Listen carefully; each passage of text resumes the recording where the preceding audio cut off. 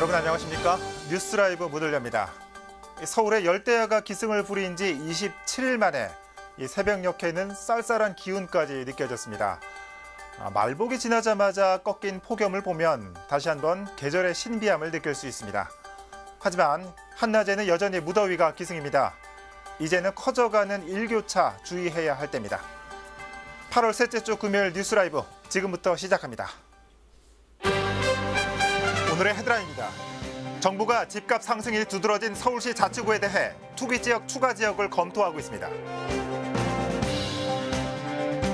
서울시가 서부광역철도 수용부지 마련과 신정 차량기지 부지 개발 방안을 검토하고 있는 것으로 알려졌습니다. 물류 환경 개선과 시장 현대화를 위해 도입된 가락시장 하차 거래 방식을 두고 농민들의 불만이 커지고 있습니다.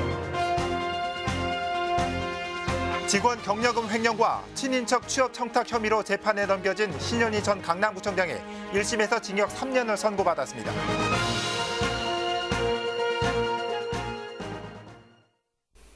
현재 서울 25개 자치구는 청약 조정지역과 투기 과열지구로 지정돼 규제를 받고 있습니다. 여기에 추가로 투기 지역으로까지 지정된 곳은 강남 4구를 비롯해 모두 11개 자치구입니다. 정부가 이달 말 서울 자치구 중 집값 상승이 두드러진 곳들에 대해 투기 지역 추가 지정을 검토하고 있습니다. 진기훈 기자입니다. 파리 부동산 대책이 시행된 지 1년을 맞아 국토교통부는 집값 상승이 나타나는 서울 일부 지역에 투기 지역 추가 지정을 검토하겠다고 밝혔습니다.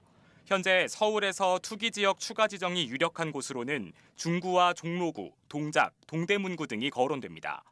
지난 6월과 7월 두 달간 평균 집값 상승률이 0.5%를 넘으면 이번 검토 대상에 포함되는데 이들 지역 모두 최근 두 달간 평균 집값 상승률이 소비자 물가 상승률 기준인 0.5%를 넘어 투기 지역 지정 요건에 해당하기 때문입니다. 투기 지역으로 지정되면 담보대출 제한이나 전매 금지 등 기존 규제에 더해 주택 담보대출의 건수가 세대당 한 건으로 제한되고 만기 연장도 제한됩니다. 또 양도소득세가 10%포인트 가산되는 등 추가 규제를 받게 됩니다. 한편 현재 노원구 등 서울 일부 지역에서 투기 지역 지정 해제를 요구하고 있지만 최근 박원순 서울시장이 발표한 여의도 종합개발계획과 서울 북부 역세권 개발 사업 등의 개발 호재가 남아있는 만큼 이번 검토에서는 서울에서 투기 지역 지정이 해제되는 곳은 없을 거라는 전망이 나옵니다. 딜라이브 서울경기 케이블 TV 진기훈입니다.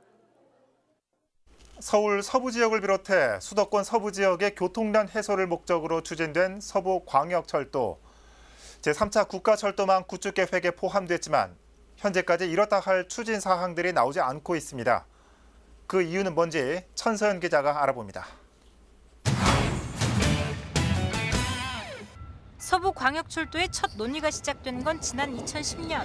마포에서 강서, 이어 경기도 부천을 잇는 서울과 수도권 서부 지역의 교통 불편 때문이었습니다. 서부권 주민들이 이 강서 화곡이나 이제 가양을 가려면 노선이 없어서 당산으로 가서 9호선을 갈아타야 되는. 노선은 홍대에서 상암동, 그리고 가양동과 화곡동을 거쳐 부천시 원정까지 이어지는 것으로 전체 17.25km. 사업은 지난 2016년 제3차 국가철도망 구축 계획에 포함되면서 가속도가 붙나 싶었지만 순탄치 않았습니다. 전체 52대를 수용해야 하는 차량 기지가 발목을 잡은 것. 당초 신정 차량 기지를 활용하려고 했지만 공간이 비좁아 유치 용량을 확보할 수 없다는 용역 결과가 나온 겁니다. 한편 서울시는 지난 5월 차량기지 확보와 관련해 타당성 용역을 다시 진행 중인 것으로 알려졌습니다. 서부광역철도 52량만 수용하는 부지를 마련하는 것과 신정 차량기지 전체를 이전하고 그 자리를 개발하는 방안 등입니다. 또 최근에는 노선을 인천 청라까지 연장하고 차량기지를 인천 쪽으로 구축하는 안도 언급되고 있는 것으로 알려지고 있습니다. 다만 마포구 입장에서는 노선이 계속 연장될 경우 사업이 장기화될 우려가 있어 조속한 착공을 요구하고 있는 상황입니다. 17km를 우선 해서 1차 사업으로 시작을 해야 됩니다. 또 만약에 이걸 인천 청라까지의 안이 이제 결부가 되게 되면은 이 사업은 또 늦어질 수밖에 없지요. 한편 서울시가 진행 중인 서부광역철도 타당성 용역 결과는 내년 2월쯤 나올 예정입니다. 딜라이브 서울경기 케이블TV 천선입니다. 생산지에서 출하된 농산물을 시장에 하차해 경매에 붙이는 하차거래.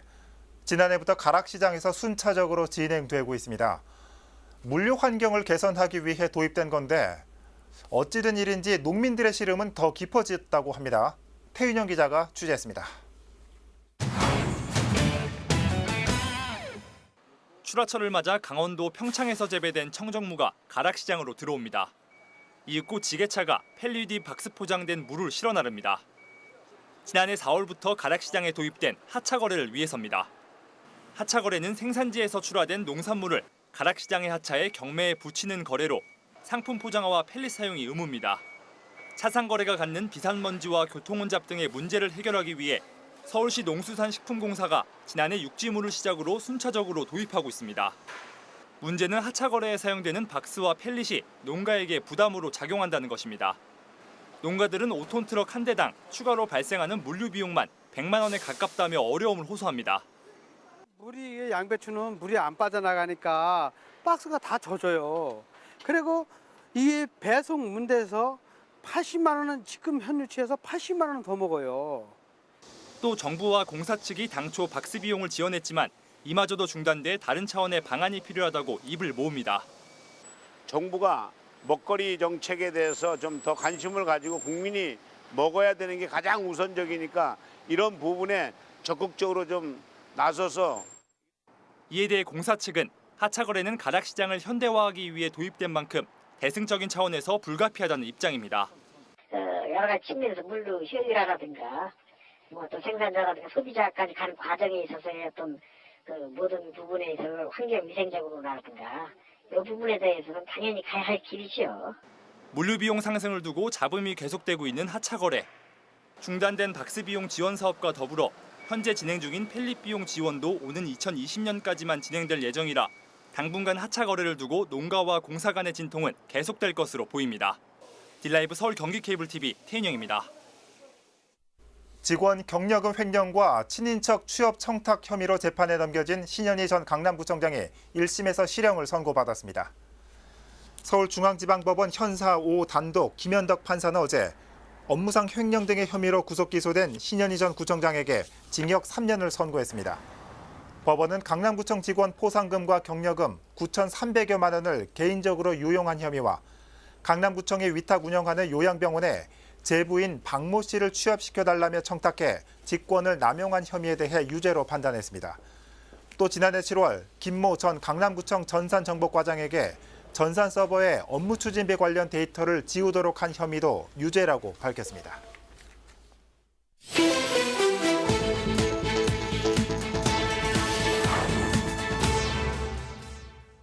어젯밤 11시쯤 성북구 기름동의 한 도로에서 마을버스 한 대가 초등학교 정문을 들이받는 사고가 발생했습니다. 이 사고로 버스 운전자 강모 씨가 경상을 입어 인근 병원으로 이송됐습니다. 경찰 당국은 강모 씨를 상대로 정확한 사고 원인을 조사할 예정입니다. 오늘 새벽 5시쯤 강남구 신사동의 한 건물 계단에서 불이 났습니다. 인명피해는 없었지만 벽 일부가 그을리고 배전반 등이 불에 타 소방서 투산 50만 원의 지산 피해가 발생했습니다. 소방당국은 건물 계단에 있던 배전반의 계량기 함에서 불이 시작된 것으로 보고 있습니다. 뉴스라이브 사건 사고였습니다.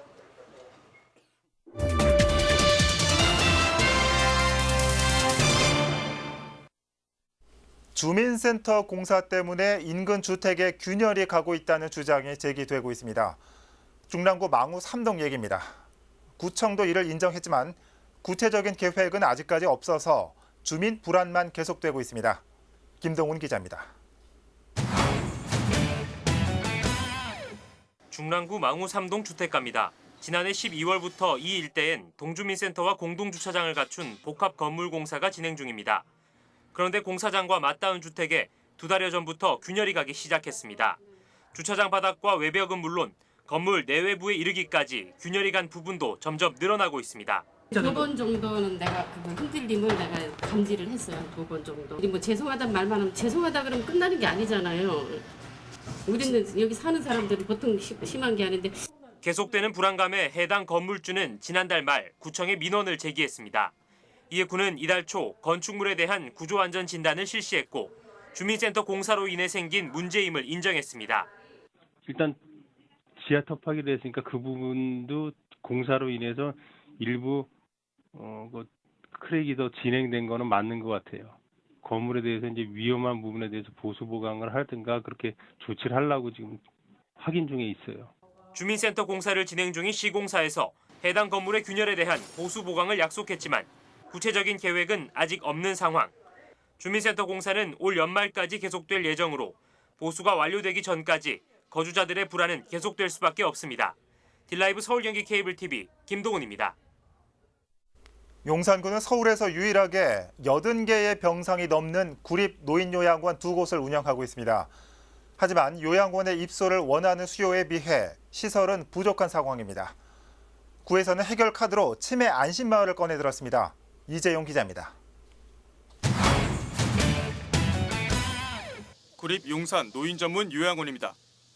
10년 전 문을 열 당시 병상 수가 67개였던 이 요양원은 5년 전 수평 증축을 했습니다.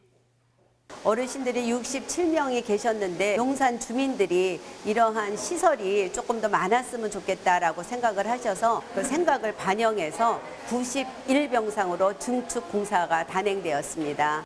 같은 해엔 81개의 병상을 갖춘 구립 한남 노인 요양원도 문을 열었습니다. 하지만 여전히 구립 노인 요양원의 시설은 턱없이 부족한 상황입니다. 용산구에 있는 구립 노인 요양원의 현재 입소 대기자는 933명. 때문에 양주에 있는 옛 용산 가족휴양소 부지에 치매 안심마을의 조성을 추진하고 있습니다. 구립 노인 요양원의 입소 대기자 중 77%가 치매 질환자인 만큼 그에 대비한 시설을 마련하겠다는 겁니다. 대상자는 2등급에서 5등급까지 가능한데요. 규모는 100에서 150병상을 생각하고 있습니다. 치매 안심마을을 통해 부족한 노인 요양 시설을 확보하려는 용산구. 준공은 오는 2022년 3월이 목표입니다. 딜라이브 서울 경기 케이블 TV 이재용입니다. 최저임금이 오르면 자영업과 함께 홍역을 앓는 곳, 바로 아파트 경비 업종입니다. 매년 해고 또는 무급 휴게 시간을 연장하는 꼼수가 동원되고 있습니다. 구로구의 한 아파트는 오히려 경비원 수를 늘린다고 합니다. 엄정규 기자가 그 이유를 살펴봤습니다. 구로구의 한 아파트 단지에 걸린 안내문입니다. 내년부터 경비대원 2명을 증원한다는 내용. 최저임금이 올랐지만 이 아파트는 해고나 휴게 시간 연장 대신 추가 고용을 택했습니다. 저희들도 정정당당할 수 있고 또 일하는 경비대원님도 당당할 수 있는 부분을 찾다 보니까 추가 고용을 통해 경비원들의 근무는 2교대에서 3교대로 전환됩니다. 24시간 근무 후 24시간 휴무 방식에서 이틀의 주간 근무와 하루의 야간 근무 후 39시간의 휴무가 주어지는 방식. 쉽게 말해 야간 휴무 시간을 없애고 야간 근무자에게 인계한 뒤 퇴근하도록 한 겁니다. 인력 증원으로 입주민들의 부담은 늘고 동시에 경비원들의 보수는 줄었지만 근무 환경 개선 효과가 이를 상쇄시킨 셈입니다. 어떻게 됐든 급여가 인하가 되니까 지금 현재보다는 한 10만 원, 12, 3만 원 정도 인하가 되니까 이제 경비대원님들한테도 취지를 설명을 드렸던 부분이고 서로 이해할 수 있는 건 이해하고 서로 이제 감내할 건 감내하고. 지금은 돈을 많이 줘도 힘들면 못해요. 이제는 다 돈 많이 먹은 사람들이잖아요. 집에 가서 그래도 쉴 수 있다는 게 가족들하고 뭐 마누라하고 둘 있든 딸하고 같이 셋이 있더라도 얘기도 할 수 있고 잠을 자도 좀 맘 놓고 자고. 최저임금 결정 때마다 매년 반복되는 아파트 경비원들의 고용 불안. 입주민들과 경비원들 간 한발 양보가 또 다른 상생의 결과를 가져왔습니다. 딜라이브 서울 경기 케이블 TV 엄중규입니다. 한 달여 만에 열대야는 잠시 주춤했지만 그동안 밤까지 이어진 더위 때문에 잠 못 이루셨던 분들 많으셨을 겁니다. 양재천을 배경으로 잠시나마 무더위를 잊게 해준 양재천 하모니 음악회에 지혁배 기자가 다녀왔습니다. 어둠이 내려앉은 양재천에 오케스트라의 연주가 펼쳐집니다. 물 위에 마련된 특설 무대와 객석은 자연과 어우러져 열대야를 잠시나마 잊게 해줍니다. 무더운 여름을 이렇게 음악과 함께 여러분들이 이렇게 잘 나실 수 있도록 저희가 심혈을 기울여서 다양한 프로그램을 준비한 그런 음악회입니다. 사랑과 화합을 주제로 한 강남 심포니 오케스트라의 영화 음악과 클래식 향연. 여기에 소프라노 김순영과 뮤지컬 배우 민우혁의 파워풀한 무대가 더해집니다. 올해는 광복 73주년을 하루 앞두고 열린 만큼 시대의 아픔을 주제로 국악 연주와 샌드아트 퍼포먼스도 마련됐습니다. 우리 역사의 한이라든지 그런 아픔을 승화시켜서 지금의 우리들의 삶을 살아가고 있기 때문에 그런 의미 있는 곡을 좀 다시 한번 들어서 가슴속에 새겼으면 좋겠습니다. 열대야로 잠 못 이루는 밤, 수변 무대에서 열린 공연을 보기 위한 발걸음은 300석의 객석은 물론 양재천 변을 가득 채웠습니다. 정말 아름다운 우리 강남이구나. 이렇게 좋은 환경에서 이렇게 무료로 공연을 해주는데 얼마나 행복한지 모르겠어요. 올해로 16번째 무대를 맞은 양재천 하모니는 매년 8월 특색 있는 주제와 함께 대중 클래식의 세계로 주민들을 초대하고 있습니다. 딜라이브 서울 경기 케이블 TV 지역배입니다. 하지만 한낮 더위는 아직 맹위를 떨치고 있습니다. 멀리 가기도 힘든 요즘 집 근처 가까운 물놀이장이 인기입니다. 노원구에 마련된 공원 물놀이장을 소개해드립니다. 박선아 기자입니다.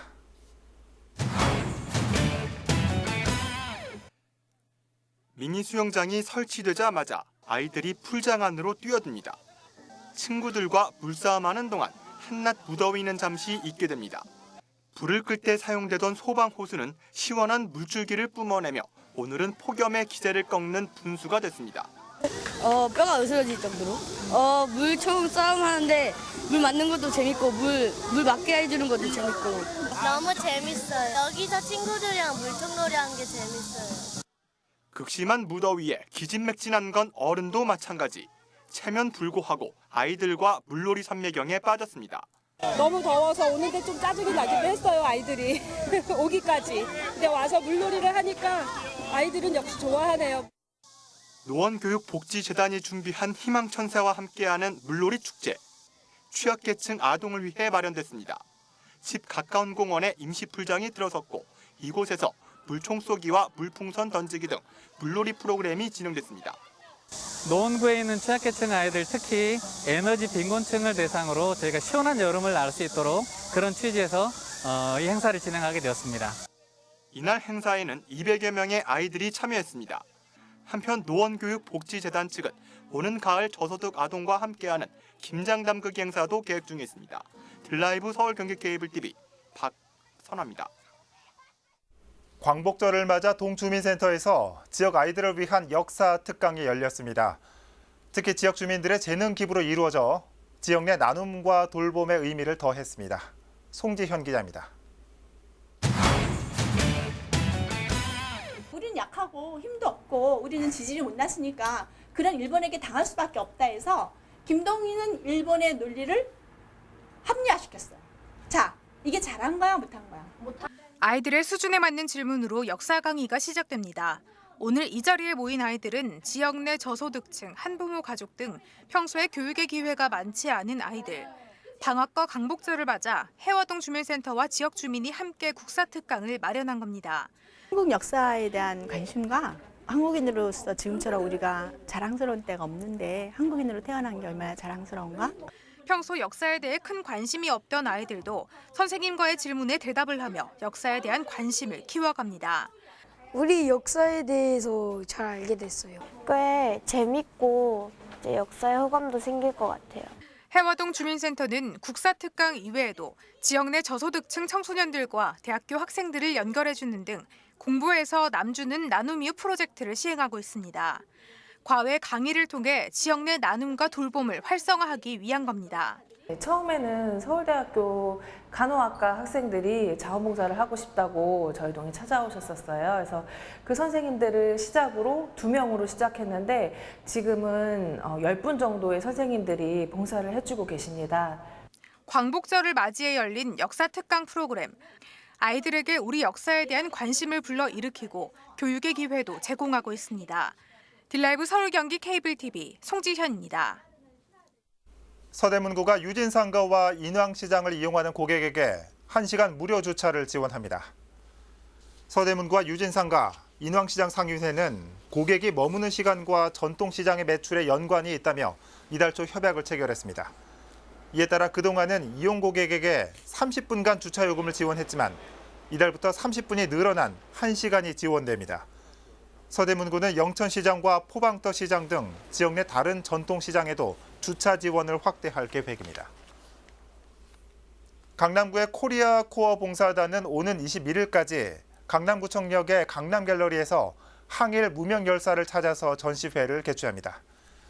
전시는 독립을 위해 쓴 민족대표 33인 외에 이름도 없이 나라를 위해 희생한 무명 열사들을 재조명하기 위해 마련됐습니다.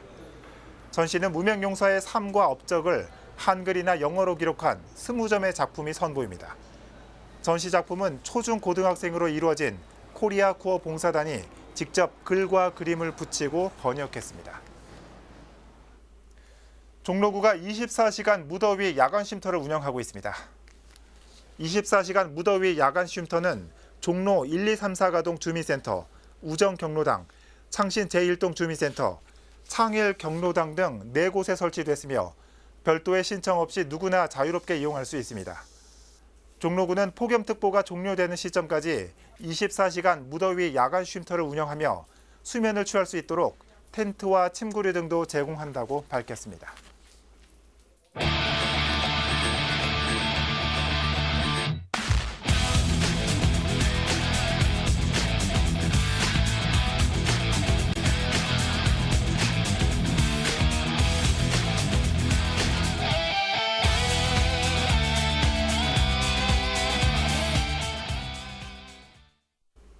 자영업자 지원과 보육 문제 해결.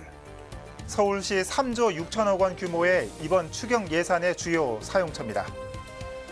복지와 주거, 안전망 구축 등에도 사용되는 등 역대 최대 규모의 추경 편성이라는데 피부로 얼마나 와닿을지 서울 시민들도 관심을 가지고 지켜봐야 할 것 같습니다. 뉴스라이브 마칩니다. 시청해 주셔서 고맙습니다.